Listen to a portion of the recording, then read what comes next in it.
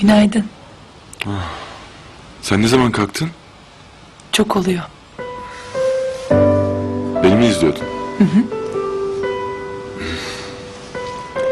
Niye beni kaldırmadın peki? O kadar güzel uyuyordun ki kıyamadım. Kıyamıyormuş. Kıyamadım tabii. Oo, çok geç olmuş, ben bu saate kadar uyumazdım. Son zamanlarda çok yoruldun hayatım.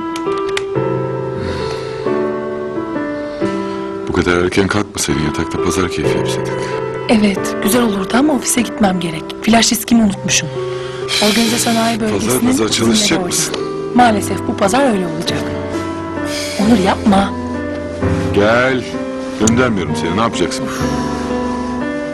Sen böyle yaparsan ben gidemem ki zaten. Gitme zaten. Onur gerçekten işim var. Tamam, bana ne?